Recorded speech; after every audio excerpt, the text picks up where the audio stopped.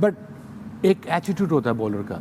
अब जब हारिस बॉलिंग करने आता है, nothing against Haris, he is been Pakistan main bowler, आता भी वो फर्स्ट चेंज में है।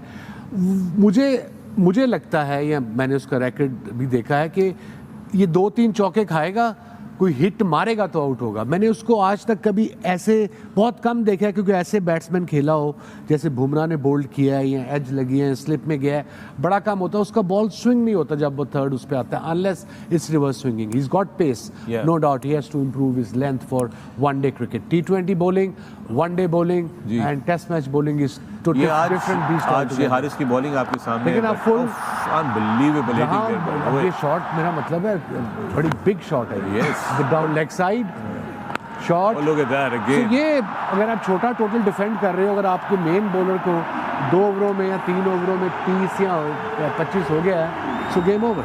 आपका ख्याल ये नहीं कि इसको जब शुरू में आता है थोड़ा सा अक्रॉस द सीम पकड़ के बॉल करे, just to try to get a reverse swing, pace है, बाउंसर भी हमने जो किए हैं, बाउंसर किए हैं इस साइड पे।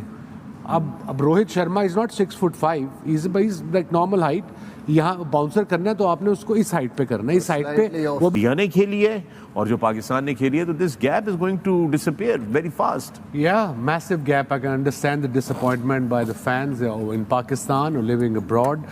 You see, you guys don't mind अगर last ball तक fight हो, अगर पाकिस्तान हारता भी है या इंडिया जीतता है या हारता है, whatever, पर आखिरी गेंद तक फाइट होनी बड़ी ज़रूरी है।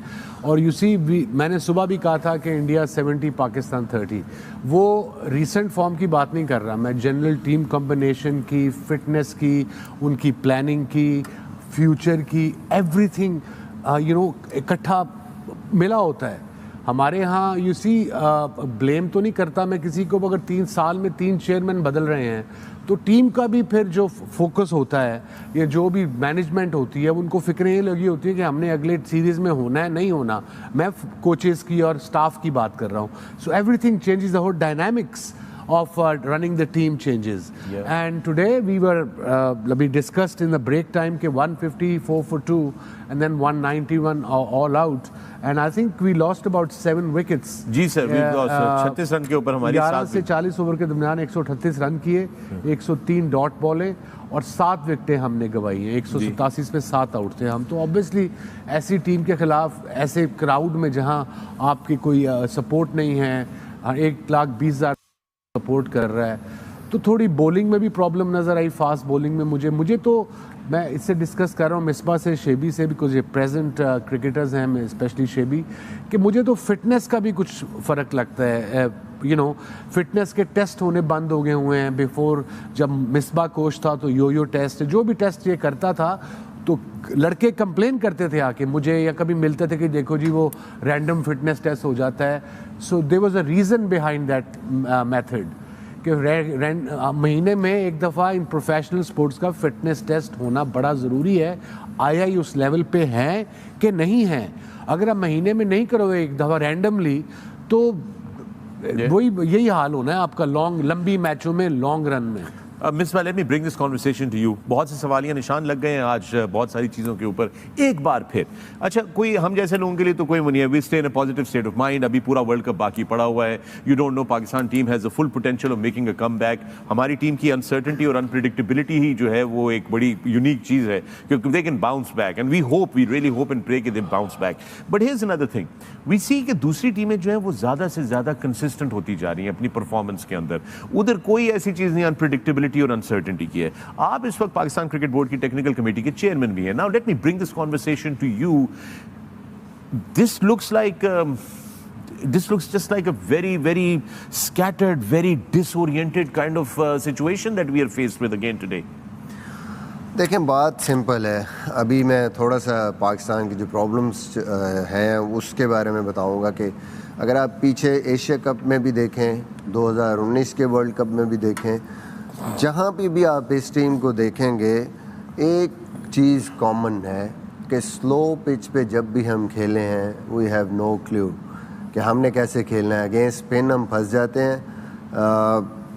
उसके बाद जब इवन फास्ट बॉलर्स पे भी हम बॉलिंग को टेक ऑन नहीं करते, वेट करते हैं, और फिर ऐसा हमारा प्रेशर बन जाता है हमारे ऊपर कि फिर उसमें गलतियाँ हो के इस तरह आउट हो रहे हैं। कॉमन अगर आप देखें एशिया कप आपके सामने है कि इंडिया ने उसी पिच पे इतने रन्स किए, पाकिस्तान बैटिंग करने आया, पाकिस्तान फंस गया।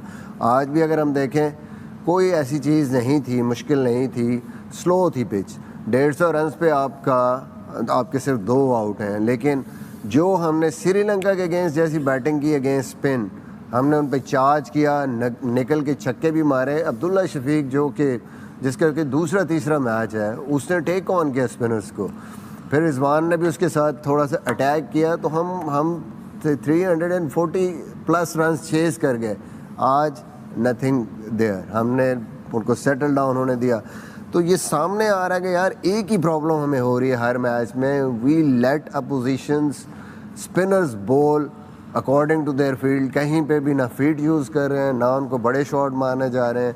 और मिड ऑन मिड ऑफ अगर ऊपर भी है तो इवन स्लो पिच पे जब विकेट टू विकेट बॉलिंग शुरू होती है तो हम एरियल ऊपर से शॉट नहीं मारते, जिसकी वजह से हम फंस जाते हैं। उसकी क्या रीजन हो सकती है? Look, people want to know this, you guys can explain us clear to me as well कि हाउ कम उनकी जब बैटिंग आती है ऑपोजिशन की, वो स्पिनर्स को निकल के भी मार रहे होते हैं, इनसाइड आउट भी जा रहे होते हैं, स्वीप भी मार रहे होते वेरी गुड हैं। क्वेश्चन। ऐसा लगता है हर इंडिविजुअल के खिलाफ एक अपना एक प्लान तो होता है, बट उसकी एग्जीक्यूशन नहीं हो पाई, जस्ट बिकॉज मुझे लगता है कि अंडर प्रेशर